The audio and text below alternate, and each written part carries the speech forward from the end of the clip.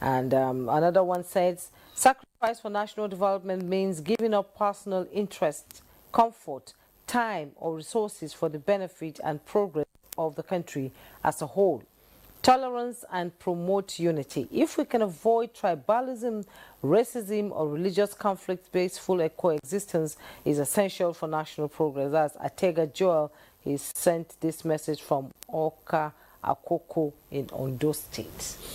Okay, maybe Reverend Hayab, you want to respond to yes. those? The truth is that listening to that contribution, you will know the place of religion in many Nigerians' lives, in many Nigerian homes.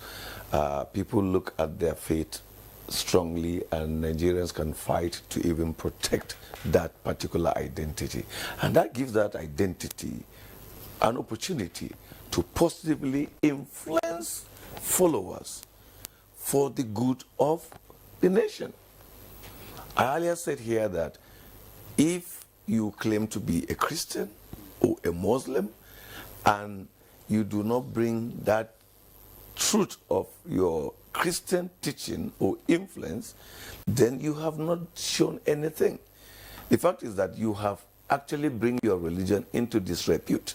So religious leaders have a role to, one, teach followers the importance of sacrifice for national development. And as a Christian, let me use a familiar scripture. Romans 13,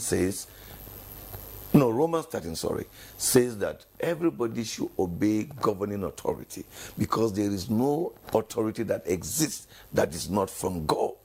And God instituted authority for correction, for ensuring that things are done right. So if I see myself as a Christian but disobey governing authority, then I have not shown that Christian spirit. And so if another person do anything wrong, then I start making noise about it.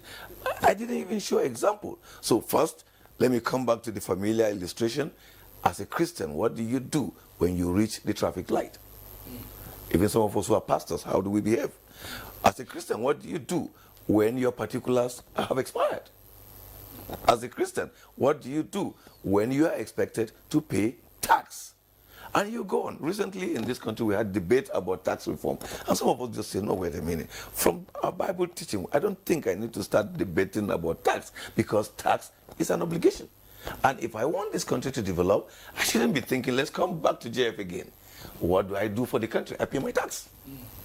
And when I pay my tax, I know that it's my tax that is used to pay police, to pay services, to ensure this. Then now I can call for accountability. But I don't even pay tax. So how will I call for accountability? I'm not just going to debate like the usual thing we come on television, as I'm doing now, to say it.